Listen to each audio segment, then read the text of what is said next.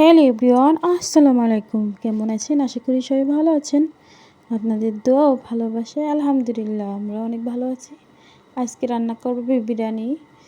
আর এই জন্য মাংসটি কেটে ধুয়ে পরিষ্কার করে নিয়েছি। আর এখানে পোলাও চাউল আর এই যে মশলা সব কিছু রেডি করে নিয়েছি। পেঁয়াজ বেরেস্তা, মশলা, গোটা মশলা, মরিচের গুঁড়া, লবণ, কাঁচা মরিচ। আর এখানে নিয়েছি বাদাম আর কিশমিশ বেটে নিয়েছি এটা। আর এখানে টক দই। এইগুলো দিয়ে মাংসটা ভালো মতন মাখিয়ে রাখবো 10-15 মিনিট মতন। এই যে মশলাগুলো সব দিয়ে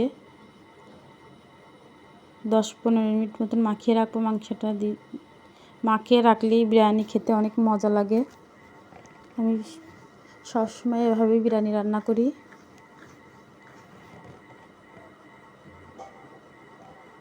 এই যে পেঁয়াজ বাটা, রসুন বাটা, আদা বাটা এগুলো দিয়ে দিব। বরফ ছিল এই জন্য কেটে দিলাম।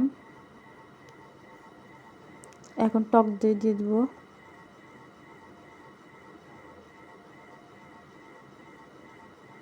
অল্প অল্প করে দিব আর মাখাবো।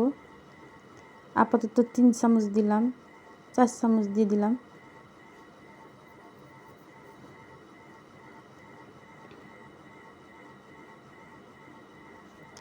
ভালো মতন করে মাখাবো।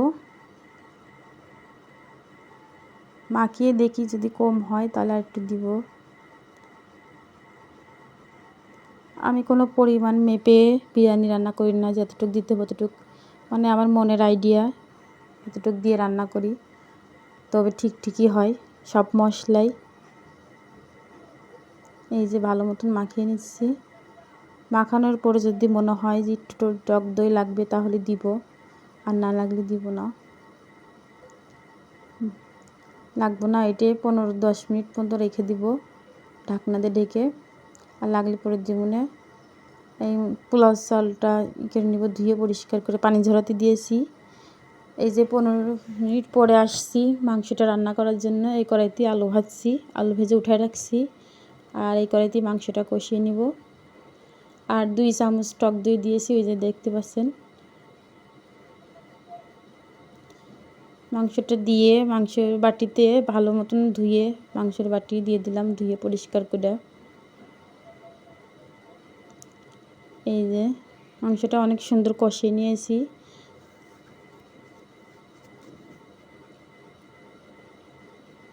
এই যে তেল বেরিয়ে গেছে। এখন আলু দিয়ে দিব।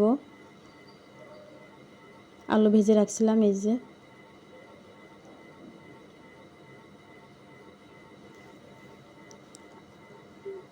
একটু ভালো মতন কষিয়ে লাবিয়ে রাখছি।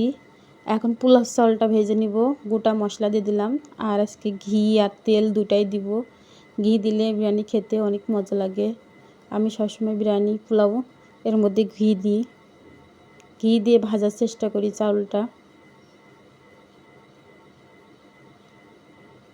এই যে ভালো মতন ভেজে নেব, তাহলে পোলাওটা অনেক ঝরঝরে হবে, মানে বিরিয়ানিটা, সরি পোলাও চাউল।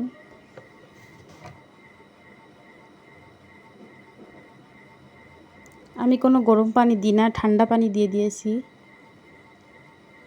আর চুলাটা হাই হিটে রাখছি যাতে বলকটা তাড়াতাড়ি আসে। আর একটু পানি দিয়েছি, দিয়ে এখন মাংসটা দিয়ে দিব। কোনো বলক আসার দরকার নাই, যেহেতু আলু দেরিতে দিয়েছি, আলুটা সিদ্ধ হতে দেরি হবে। আর মাংসটা, বিরিয়ানির মাংসটা সফট হবে, তাড়াতাড়ি দিয়ে দিলাম যাতে বেশি করে সিদ্ধ হোক, এই জন্যে আর কি। এই যে বলক প্রায় আসতেছে, ঢাকনা দিয়ে ঢেকে দিলাম। আর চুলাটা হাই হিটে দিয়ে দিয়েছি, দেখেন কত জোরে ফুল বাড়িয়ে দিয়েছি। এই যে বলকটাও চলে আসছে।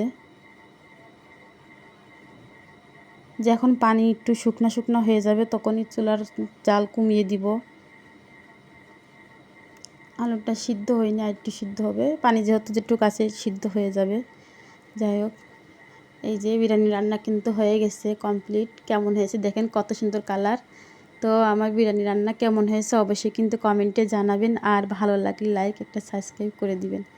আমি কারোর কাছে দেখে শিখিনি, আমি নিজের আইডিয়াতেই দেখে মানে নিজের আইডিয়া যতটুকু পারি ততটুকু সেভাবে রান্না করছি। কিন্তু খেতে এত মজা হয়েছে, অনেক মজা হয়েছে। নিজে রান্না করে নিজে বলা যাবে না যে অনেক মজা হয়েছে, আসলে সত্যিই মজা হয়েছে অনেক। যাই হোক, সবাই ভালো থাকবেন, সুস্থ থাকবেন। আল্লাহ হাফেজ। এই যে এটা আমার ছেলের দিব, ছোট ছেলের, এই জন্য ওর জন্য খাবারটা সাজিয়ে নিয়েছি। দেখে অনেক খুশি হয়েছে।